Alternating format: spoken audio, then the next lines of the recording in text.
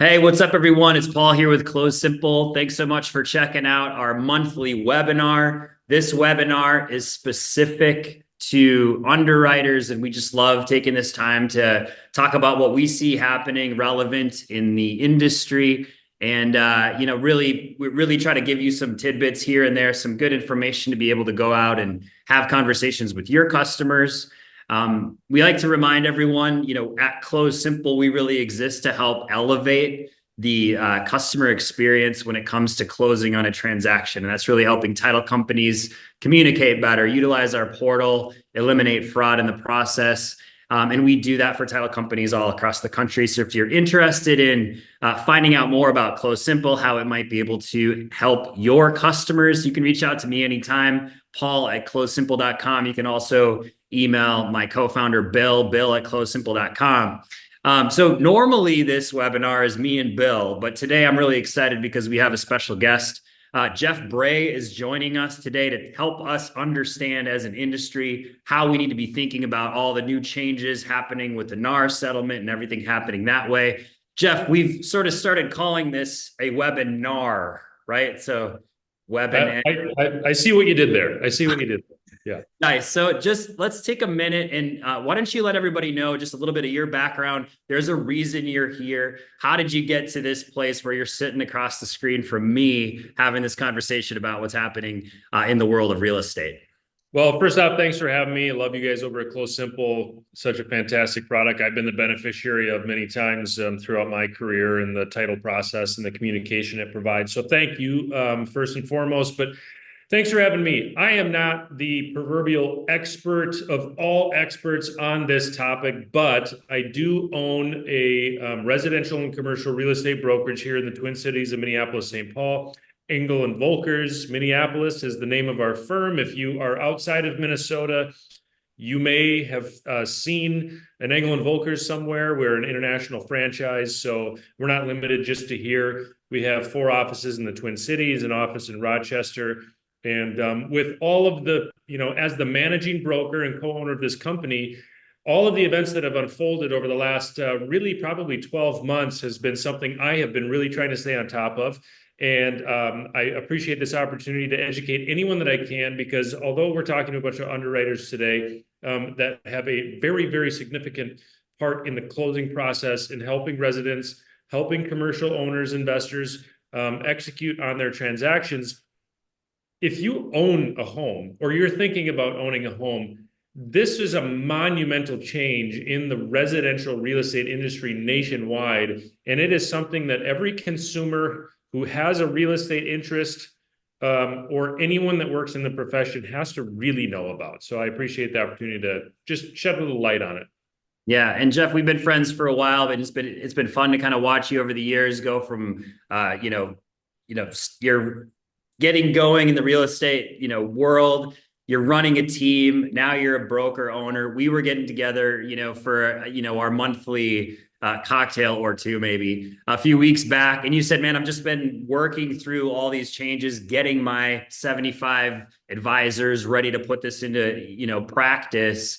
And so we got to talking. I said, let's get some time to get in front of the folks that like to check out the Close Simple webinar. So we're going to dive into today's topic that's really looking at all these changes that are happening. And, you all are experts in your field. And you're probably very up to speed on what's going on here. Jeff and I actually did a similar webinar like this past Wednesday, and we had almost 200 title agents sign up for this webinar. We actually had almost 100 people join us live.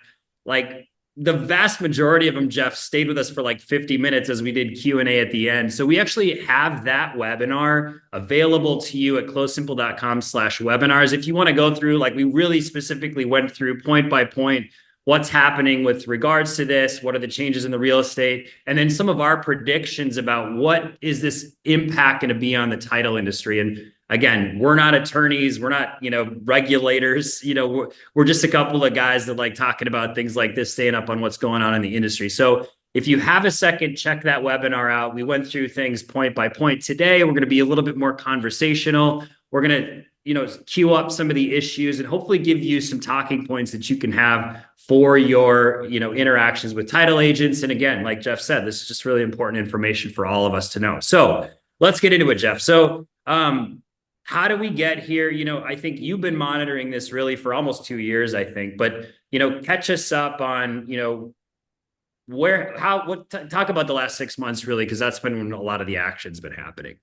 Right. So over the course of history, we live in a pretty litigious country in the United States, and there have been various lawsuits that have been presented regarding real estate commissions and how the real estate industry charges those commissions and potentially, shares the commissions, which is part of what, prompted this lawsuit. So a couple of years ago, a lawsuit was filed, and this one, for whatever reason, in comparison to all previous lawsuits that typically have been thrown out and fought by NAR and their political action committee and, the money that's behind them. I mean, the National Association of Realtors is the second largest trade organization in the United States behind the NRA. Interestingly enough, they have the same letters in their acronym for their name. But so it's a huge group of people backed by millions and millions and millions of dollars. This lawsuit that went into that got high enough ultimately went to a Supreme Court level in Kansas. So it was in Kansas City.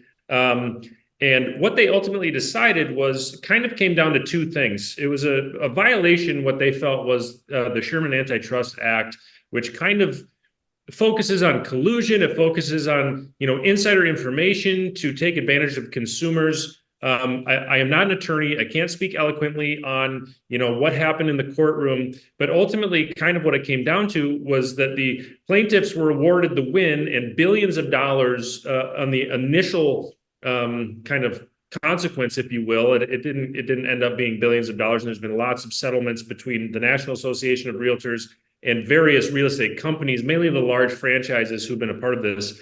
And what they kind of determined that the plaintiffs were arguing was, hey, if you hire a real estate agent, unless you're willing to play their game, your house isn't going to sell. And what they consider to be their game had to do with the commissions, right? Where it's like, if you don't pay this certain dollar amount, and I don't, as the listing agent you've hired, agree to pay a portion of that out to a buyer representative, and it's not listed in the multiple listing service, no one's going to show your house. No one's going to sell your house. No one wants to be a part of buying your house.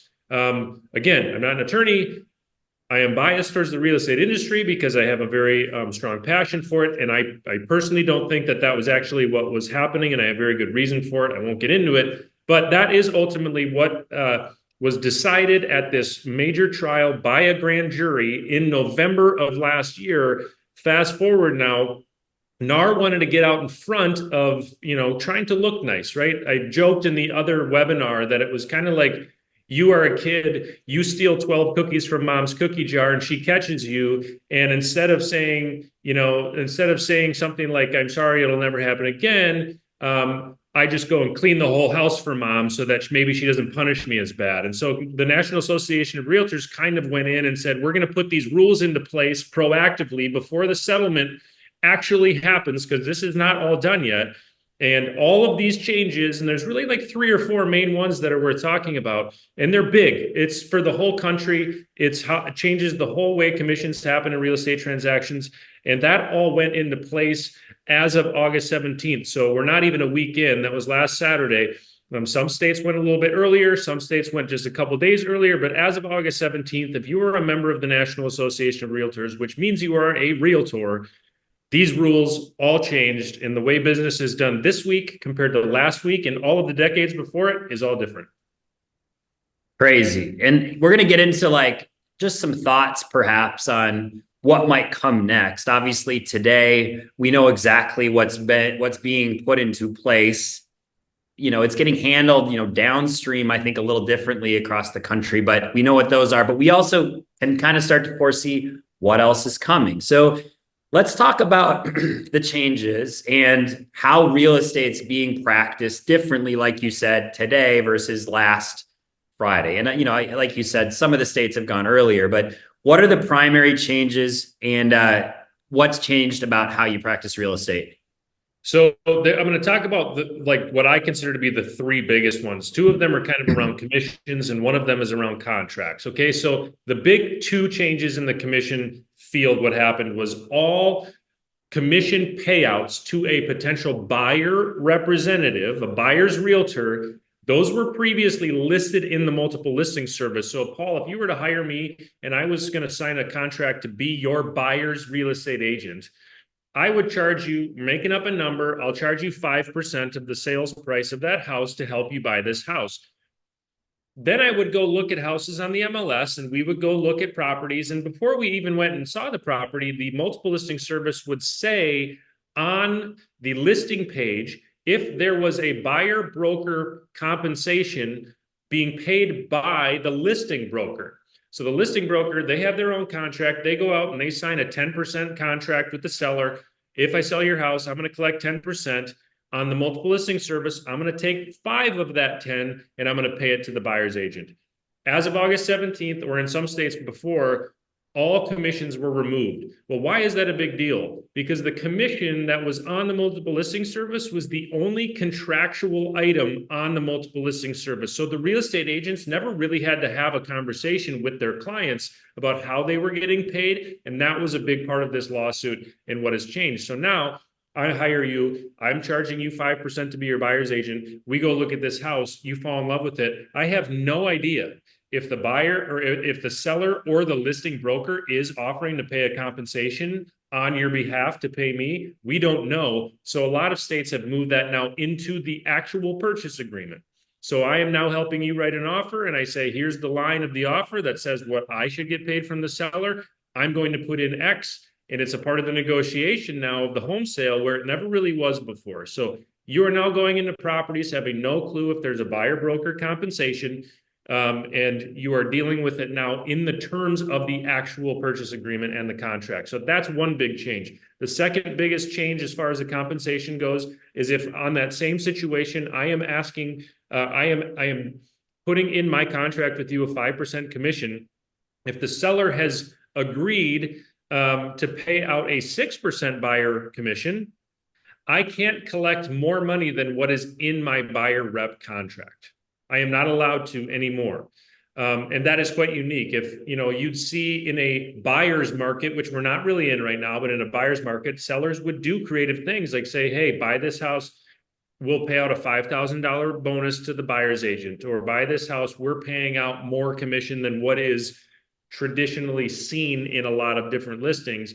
And right now, if you have a buyer rep contract that says I'll charge you 1%, and the buyer or the seller broker or the seller themselves is paying out 3%, well, the buyer broker is collecting 1% because that's what their contract. 1%. That's it. Yeah. And I think when we've been talking about this, really it is that buyer side contract. And actually there's 2 contracts that are required now that are really going to dictate a lot of what's happening on the transaction. So talk a little bit about both the showing piece as well as then, talk a little bit more about that buyer's contract, because again, that's where a lot of these changes are coming into play. Well, and specifically in the title industry, and this is important for you as writers to understand what your title agents are dealing with now, because they are starting to get more involved in the commission processing than they were before. Because if I have a buyer rep contract with you, Paul, and it is for 5%, and at the closing table, there's a buyer broker payout of 6%, who catches that? I'm not allowed to collect more than what I have said in my contract, but the seller is willing to pay more, and that actually gets paid at the table. There's a check going back to somebody somewhere. So who is the catch-all for that? And in some states already, that has fallen on the title companies to collect the buyer representation contract, or at least verify in some way that the buyer rep contract matches or is less than what the commission is being paid out by the seller or the listing agent. And it's falling on the brokers to manage that, but we don't see the checks as brokers until the closing is already done. So a lot of times it is falling on the title companies or the title agents to verify that it is the same amount or less than what the buyer and their agent have agreed to. Yeah. Or instead of the check, having it coming from the seller, the buyer's making up the 3% if they negotiate, the seller's only paying 2 of the 5. So now the buyer's paying the 3. You might get into a negotiation in a purchase of a property now, and the seller goes, hey, we're cool with this price the buyer wants to pay, but we're only going to pay a compensation to the buyer's broker of $500. And the buyer broker had an agreement to collect $2,000. Well, the extra 1,500 is now going to be on the buyer side of the Alta. We're not used to seeing commissions on the buyer side of an Alta settlement statement. That is going to be something new. Has it happened before? Of course. Sometimes buyers do pay their real estate agent if it's a FSBO or it's an off-market property and there is no compensation or something like that, but it's rare. 90+% of the time, the commission's coming from the seller and it's on the seller side of the Alta settlement statement. So it's just going to be kind of this extra check, all this kind of safety net that the title companies are taking on to make sure that the checks at the table are appropriate and accurate. So that's a big change. Yeah. So, and then even further back in the process, your full disclosure, Jeff's the realtor that I've used on a number of transactions. And it's been a great experience, but over time, as you know, my wife and I were like, hey, we want to go look at a house. We would call Jeff and be like, hey, can you show us this house? And you'd go, yeah, let's go. You know, we go over, get the keys, walk through the house, come back. We can't do that anymore. Talk about this process. And this isn't as critical downstream to title, but just as, again, you as underwriters out talking to title agents, helping them educate their customers, you even going out and help educate. What's changed about the showing process now? Yeah, well, even as a consumer, it's important to know. So it's good we're talking about, and this is really like the third major change that happened is typically, only 17, believe it or not, only 17 states prior to this rule change required a buyer representation contract to be in place at the time of the consummation of the transaction. Minnesota, where we live, that we were a state that has had buyer agency, that has had buyer representation contracts that were required since about the late 80s. So we're used to that. But many states outside of those 17 are not used to having contracts or not used to having that be required. They existed, but they weren't necessarily required. So in that scenario where you call me and you're like, hey, Jeff, this house down the street, we've loved it for years. We'd love to go see it. In the past, before Saturday, I would call you or you'd call me and I'd say, okay, let's meet there tomorrow morning at 10 a.m. Would love to show it to you. And we'd go and we'd see it. And that would be it. If you decided to purchase the house, I would have you guys enter into a legal contract for me to help you buy that house. But now, as of Saturday of this last week, I need to have some sort of contract in place before we can even go look at the property. And what's kind of strange about that is like not a lot of buyers, if they call, like there's a for sale sign, and they see that the house is for sale, they're not going to want to sign a contract just to walk through the front door. So what has kind of happened or what has occurred is instead of a full buyer representation contract to just show the house, now these what we call touring agreements have been put into place. There's usually no compensation, but sometimes there is. Maybe a buyer's real estate agent or showing or touring agent will say, hey, I charge $50 a showing. Good luck with that. But you might see it. You might see that on the contract, but now we have to have this, like, I don't represent you, but I have a legal contract with you now that allows me to show you the property and kind of explains to you what I do for a living. Now, if you end up buying it, we need to get into another contract and so on and so forth. So new contracts before you even show properties. This is just like, hey, the real estate industry kind of got flipped on its head a week ago. This doesn't, the showing contracts as a buyer's agent doesn't affect the underwriter all that much, but it is worth knowing just so that like, what are people going through in this industry out there? Because, title agents and real estate agents have an interesting relationship, but without each other, there's no business happening. And so it's just kind of like, hey, guys, I know you're going through a lot. We're here for you. I know the rules. I know what's changed. So how can we help? I think a stat that was mind-boggling as we were preparing for this was you were telling me that roughly 25% of realtors out there are still they don't even know what's going on with this stuff. Would you say it's still 25 or maybe it's 24 now that we're a weekend, something like that? It's rapidly changing when they realize that they've screwed up their commissions in the contract somewhere and now they're not getting paid. So now they're like, wait, what happened? And it's like, okay, in the last week, we've had all these changes. So, it's not overly surprising. The barrier to entry into the real estate industry as an agent is not overly high. It's an 80-20 business, like every other major sales business, where 20% of the people do 80% of the business. Half of the members of the National Association of Realtors won't record a single transaction in 2024.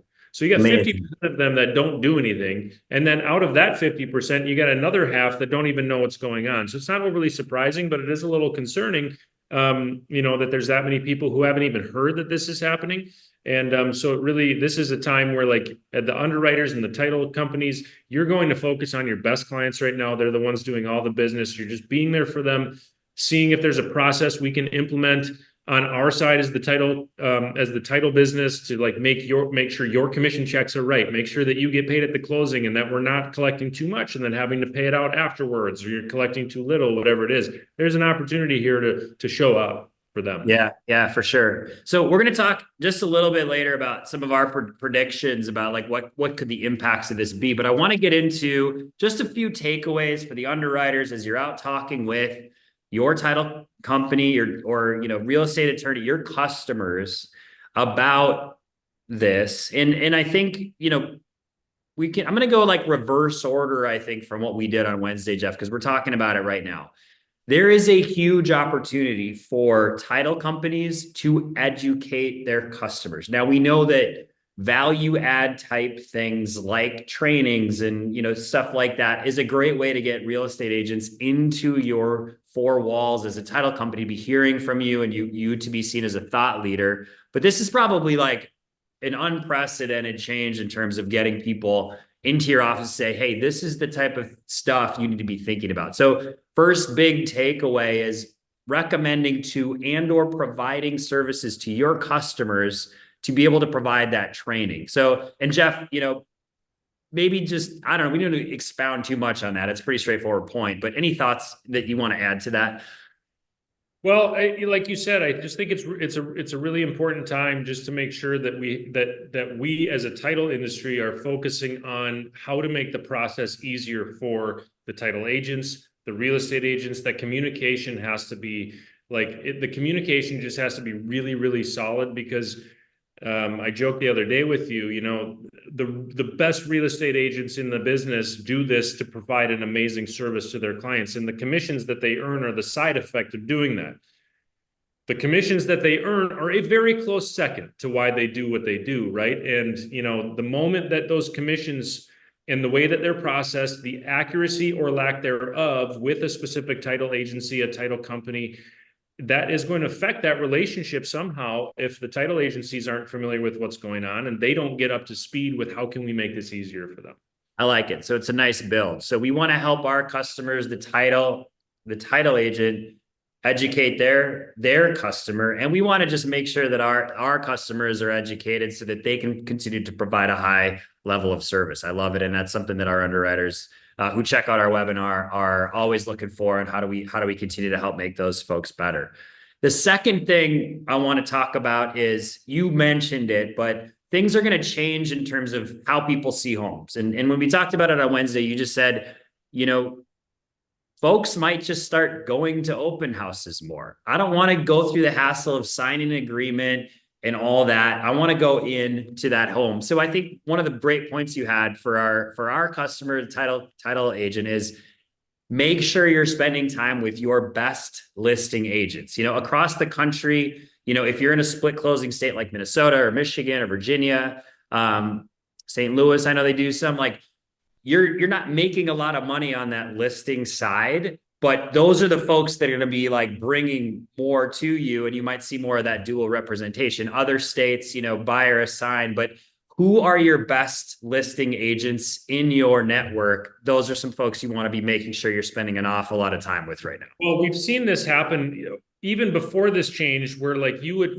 be a listing agent. I'd have a house for sale and I would get a call from a prospective buyer and they would say, hey, good news for you, I don't have an agent. So, you can just help me buy this house and I can save, since there's no buyer agent to pay, I can save money, the seller can save money, like win-win for everybody. Well, so they still need representation. So that's not necessarily how it works. But now, with these rule changes and the buyer's agents and the buyers are talking and they're like, I know you love this house, but I don't know if they're paying a commission. It doesn't say that anywhere.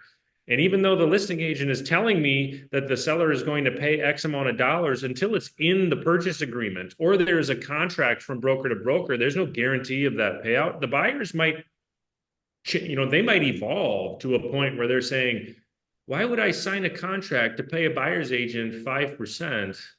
If the seller's not even going to pay that on the house that I like? So maybe I just go to the houses and just work with the listing agent directly, which for the title industry, if the listers last. That's an old saying in the real estate industry, because if you own, if you own the inventory, you are a listing agent, you have the product that people want to buy.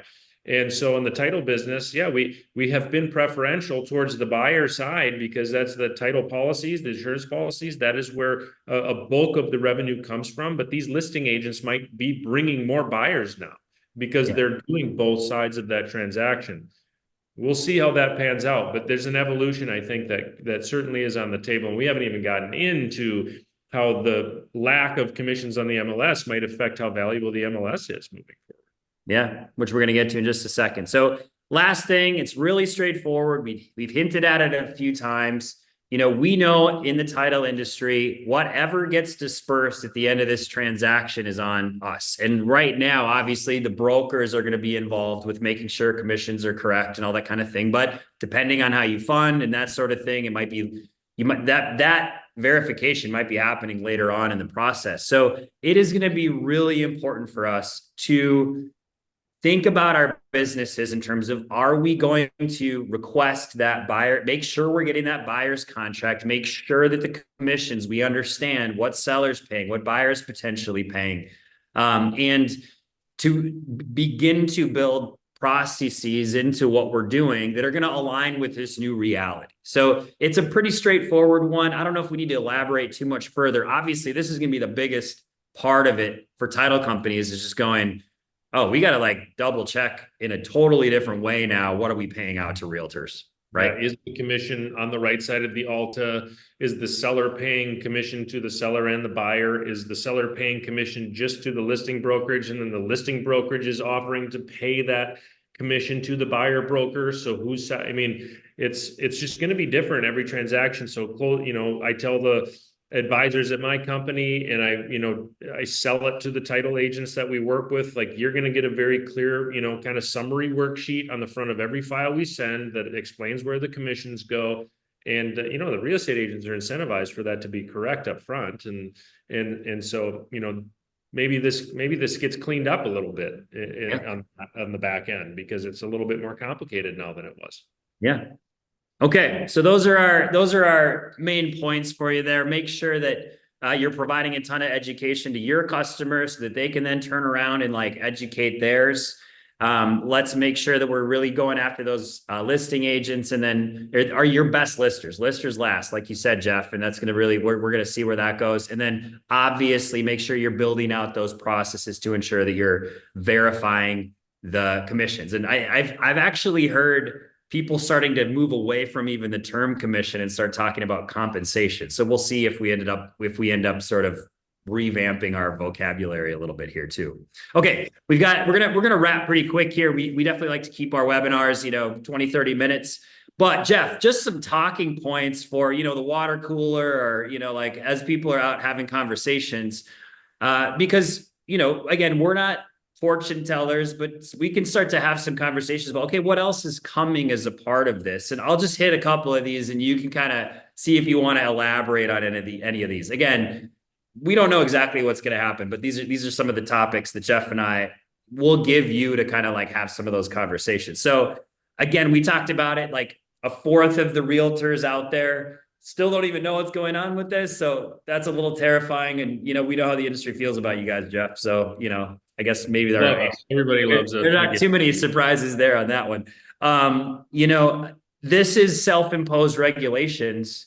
We don't know what the final thing is going to look like. We don't know what the Department of Justice, right? Is that who we're waiting for? The Department of Justice is the ones that initially kind of started barking up this tree, and they have been pretty vocal about hey, you guys, this all the stuff you're dealing over here with this lawsuit and the rules that you're changing, that's all cute, but we're not done. Yeah. Okay. So we don't know, some of the interesting, what happens next might be, what does NAR look like over the next 6, 12, 18 months? What do the local associations look like 6, 12, 18 months? What does the MLS access look like in the coming months? So what does the value of NAR look like in the future is going to be really interesting for us to understand. One of the things I think is interesting, Jeff, is as we get into this, how's the dust going to settle? Where, our listing agents, the seller commission is going to go up. I think we all know buyers commissions are likely to go down, but it's going to be really interesting to see where the dust settles on how this sort of percolates and how it actually ends up landing, right? Yeah, I think, there is a possibility that, the commission that a listing agent earns could go up a little bit. That's going to be up to them and what they decide to charge. And, it's not a fixed rate. There's no collusion behind the scenes as far as I'm aware. I've never seen it or been a part of it, but if a listing agent is used to going into a property and saying, like, I charge 8% to sell your house, and I'm going to use a portion of that, and I'm going to pay a buyer broker, incentivize them to do a good job. We don't do that anymore. If I'm going in now and saying, I used to charge 8, but now I only charge 4.5, well, that's 0.5% higher than maybe they were getting before as a listing agent. So that could be a thing. On the flip side, now that the commission is in the purchase agreement for the buyer, it now becomes a negotiable item in the overall net that the seller might get and the overall net that the buyer will bring to closing. And it wasn't before. You almost never discussed it as a part of the negotiation. The way I always looked at it and the way we were kind of taught to look at it was that the commissions were determined before the real estate transaction happened, right? I have a contract with my seller. We list the house. The buyer agent has a contract with their buyer before they buy the house. So those were separate agreements. The purchase agreement was between the buyer and the seller.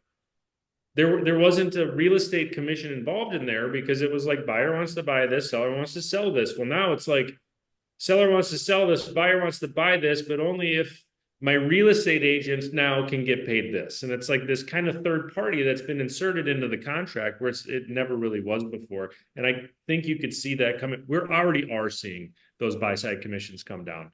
Yeah. We've experienced it over the course of the last couple of weeks already. Yeah. Yeah. The other thing that I think I've been sort of predicting, and who knows what happened, and it's starting to happen, is consolidation, right? So you're going to have less hobbyist buyer agents. Hey, I'm not even going to say my relative is now a realtor. So if you're looking to buy a house, work with them, because we know the listing side takes a ton more effort than, hey, I want to go buy a house, right? To get that listing. So we're going to see some consolidation in this. And you told me this week, and this could be partially market driven, but 10% decrease in realtor, actual realtors that are practicing in Minnesota, right? Well, that's so like the Minneapolis area specifically, we're down about 10% from where we were 12, 18 months ago. And I anticipate as we approach the end of the year when the annual billing comes up to be a member of the associations, which is in December of every year for the following year, I could see a lot of people just kind of being like, this has just gotten way too complicated. I was already kind of moonlighting, or I was only part-time. Like, why would I pay the $1,000 or whatever it is, in different areas. And so I think that you'll see probably the writing will be on the wall as we approach January of this next year. Like, what is the fallout, the immediate fallout? Maybe there's less coming in, but it's going to be interesting to watch, to say the least. Yeah, for sure. And that's probably good for the industry, right? I mean, like, that's probably a good thing when we think about on the title side, who are we working with? Are we working with Jeff? Are we working with hobbyist realtor? 100% different experience going through that closing process. So hopefully that'll be a good change.